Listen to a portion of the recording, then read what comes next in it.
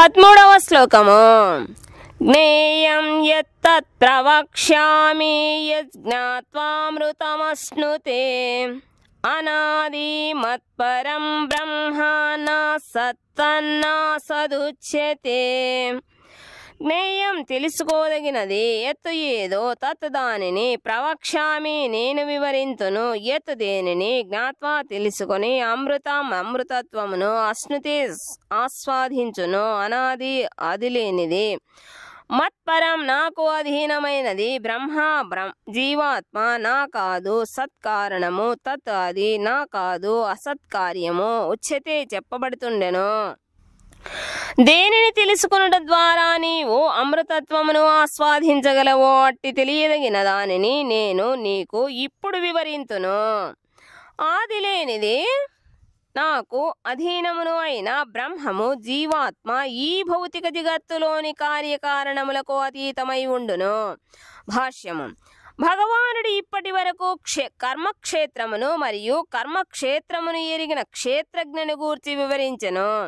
అట్లే క్షేత్రజ్ఞుని ఎరుగు విధానమును కూడా అతడు వివరించెను.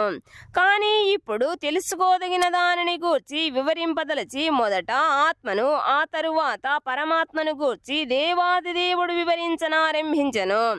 అట్టి క్షేత్రజ్ఞుని అనగా ఆత్మ పరమాత్మల రెండింటి జ్ఞానము గల వ్యక్తి జీవితామృతమును ఆస్వాదించగలడు. జీవాత్మ నిత్యమని 2వ అధ్యాయములో తెలుపబడినట్లుగానే జీవులు నిత్యులు. ఈ విషయమే ఇక్కడ కూడా నిర్ధారించబడినది. నిజమునకు జీవుడెన్నడూ జన్మించెనో తెలుపు ప్రత్యేకమైన తేదీ ఏదీ లేదు.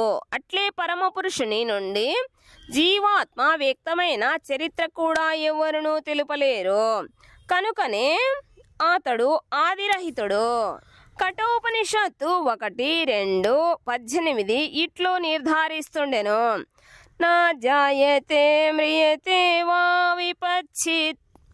దేహము నెరిగిన క్షేత్రజ్ఞుడు అజుడు, అమరుడు, జ్ఞాన సంపూర్ణుడు. వైదిక గ్రంథమైన శ్వేతాశ్వతరోపనిషత్తు 6:16 ప్రధాన క్షేత్రజ్ఞ పతిర్గుణేశః. భగవానుడు పరమాత్మ నిరూపమున ప్రధాన క్షేత్రజ్ఞుడు మరియు భౌతిక ప్రకృతి త్రిగుణములకు ప్రభువు అని చెప్పబడినది. జీవులు ఎల్లప్పుడూ అట్టి శ్రీకృష్ణ భగవానుని సేవలోనే నెలకొని ఉందురని పద్మపురాణములో తెలుపబడినది. దాసభూతో హరేరేవా నాన్యస్తైవ కదాచన. శ్రీ చైతన్య మహాప్రభువు తన బోధనలలో కూడా దీనిని నిర్ధారించెను. కనుక ఈ శ్లోకములో తెలుపబడిన బ్రహ్మము యొక్క వర్ణన జీవాత్మకు సంబంధించినది. బ్రహ్మము అను పదము జీవునకు వినియోగించినప్పుడు అతడిని ఆనంద బ్రహ్మముగా కాకుండా విజ్ఞాన బ్రహ్మముగా గ్రహించవలెను. పరబ్రహ్మమైన దేవాదిదేవుడే ఆనంద బ్రహ్మము. 14వ శ్లోకము. సర్వతః పాణిపాదం తత్ సర్వతోక్షి శిరోముఖం సర్వతః శృతిమల్లోకే సర్వమావృత్య తిష్టతి.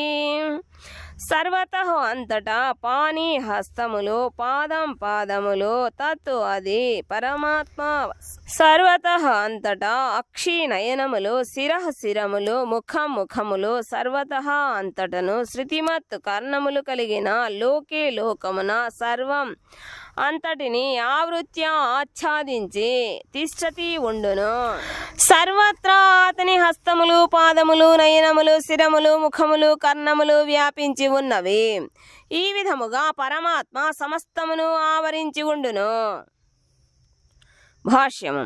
సూర్యుడు అపరిమితములైన తన కిరణములను ప్రసరించున్నట్లే పరమాత్ముడు లేక దేవాదిదేవుడు కూడా తన శక్తిని సర్వత్రా వ్యాపింపజేస్తుండును.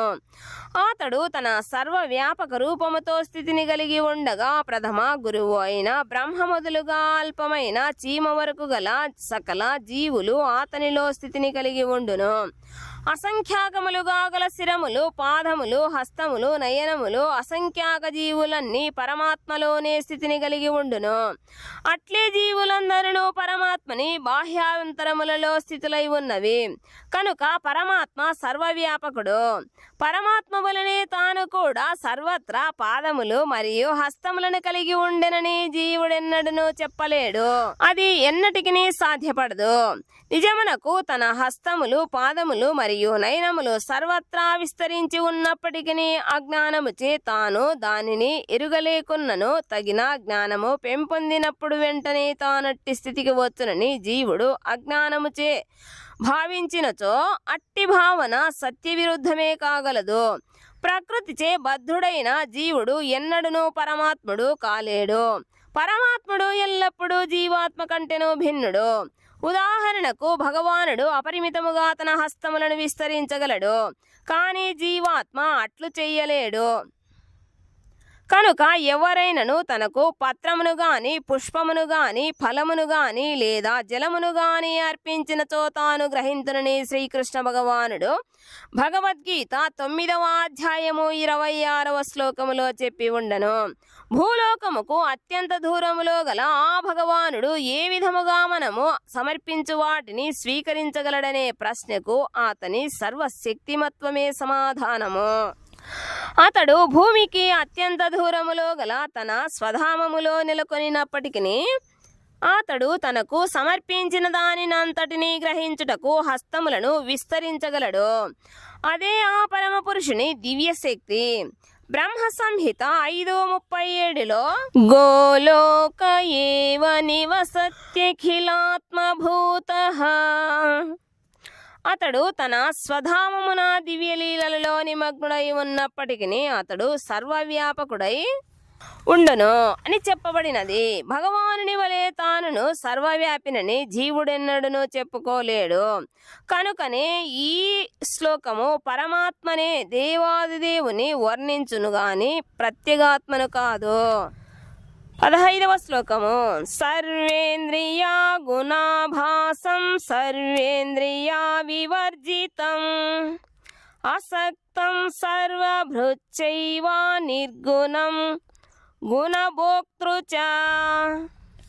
సర్వ అన్ని ఇంద్రియములు గుణములకు అభాసం మూలాధారము. సర్వ అన్ని ఇంద్రియములు వివర్జితం లేనివాడు, అసక్తం ఆసక్తి లేనివాడు, సర్వభృత్ అందరినీ పోషించువాడు, చ మరియు ఏవా నిశ్చయముగా నిర్గుణం భౌతిక గుణములు లేకుండా గుణభోక్తృ గుణములకు ప్రభువు చ కూడా. పరమాత్ముడు సర్వేంద్రియములకు ఆదిమూలమైన అతడు ఇంద్రియరహితుడు.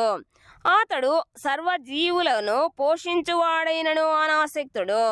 అతడు ప్రకృతి గుణములకు అతీతుడు అయినను అదే సమయములో వానికి ప్రభువును అయి ఉండెను. భాష్యము. పరమ పురుషుడు జీవుల సర్వేంద్రియములకు కారణభూతుడైనను అట్టి జీవుల వలె భౌతికేంద్రియములను కలిగి ఉండడు. నిజమునకు జీవాత్మలు కూడా ఆధ్యాత్మిక ఇంద్రియములనే కలిగి ఉన్నను బద్ధస్థితిలో అవి భౌతిక అంశములచే ఆవరించబడి ఉండును. కనుక వాటి ద్వారా భౌతిక కర్మలే ప్రకటమగును. పరమపురుషుని ఇంద్రియములు అట్లు ఆవరింపబడి ఉండవు. అతని ఇంద్రియములు దివ్యములగుట చేత నిర్గుణములుగా పిలువబడును. గుణము అనగా భౌతిక ప్రకృతి త్రిగుణములు. కానీ అతని ఇంద్రియములు భౌతికముగా కప్పబడును. అతని ఇంద్రియములు మన ఇంద్రియముల వంటివి కావని గ్రహించవలను. మన ఇంద్రియ కార్యకలాపములన్నింటిలో అతడే మూల కారణుడైనను అతడు మాత్రము కల్మషరహితమైన తన దివ్యేంద్రియములను కలిగి ఉండును. ఈ విషయమే అపాని పాదో జీవనో గ్రహీత అను శ్లోకము ద్వారా శ్వేతాశ్వతరోపనిషత్తు 3:19లో చక్కగా వివరించబడినది. దేవాదిదేవునకు భౌతిక గుణ కాలుష్యములతో కూడిన హస్తములు ఉండవు. కానీ అతడు దివ్య హస్తములను కలిగి తనకు సమర్పించబడిన ఏ కానుకనైనను స్వీకరించగలుగును. ఇదే బద్ధ జీవనకు మరియు పరమాత్మనకు నడుమగల భేదము. అతనికి భౌతిక నేత్రములు లేకపోయినను అతడు దివ్య నేత్రములను కలిగి ఉండెను. లేనిచో అతడు ఎట్లు చూడగలుగును? నిజమునకు అతడు భూత భవిష్యత్తు వర్తమానముల వంటి నన్నింటినీ చూడగలడు. అతడు జీవుల హృదయములలో నెలకొనిన పరమాత్ముడొకట చేత మన పూర్వ కర్మలను, ప్రస్తుత కర్మలను, రాబో భవిష్యత్తును కూడా ఎరుగగలుగును. భగవానుడు సర్వమును ఎరిగినను అతనిని ఎవ్వరునూ ఎరుగలేరని భగవద్గీత 7వ అధ్యాయము 26వ శ్లోకములో నిర్ధారించబడినది. పరమపురుషునకు మనకు ఉన్నటువంటి పాదములు లేవని చెప్పబడినది. కానీ అతని పాదములు దివ్యములు. వాటితో అతడు సర్వత్రా సంచరించగలడు. మరోలా చెప్పవలనన భగవానుడు నిరాకారుడు కాడు. అతడు పాదములు, హస్తములు, నేత్రములు మున్నగు వాటినన్నింటినీ కలిగి ఉండును. మనము ఆ పరమ పురుషుని అంశలగుట చేత మనము కూడా వాటినన్నింటినీ కలిగి ఉంటిమి. కానీ అతని ఇంద్రియములు ప్రకృతి గుణ సంపర్కముచే కలుషితములు కాలేవు. శ్రీకృష్ణ భగవానుడు తన యోగమాయా శక్తిచే యథారూపములో అవతరించునని భగవద్గీత 4వ అధ్యాయము 6వ శ్లోకములో కూడా నిర్ధారించబడినది. అతడు భౌతిక ప్రకృతికి ప్రభువగుట చేత అతడెన్నడనో దాని చేత ప్రభావితుడు కాడు.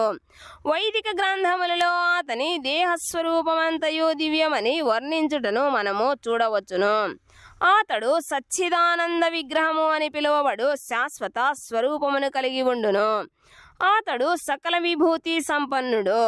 అతడే సర్వైశ్వర్యములకు సర్వశక్తులకు యజమాని. బుద్ధిమంతులలో పరమ బుద్ధిశాలి, జ్ఞానపూర్ణుడు అతడే. నిజమునకు ఇవన్నీ దేవాదిదేవుడైన శ్రీకృష్ణ భగవానుని లక్షణములలో కొన్ని మాత్రమే. అతడే జీవులందరికీ పోషకుడు మరియు సమస్త కార్యకలాపములకు సాక్షి.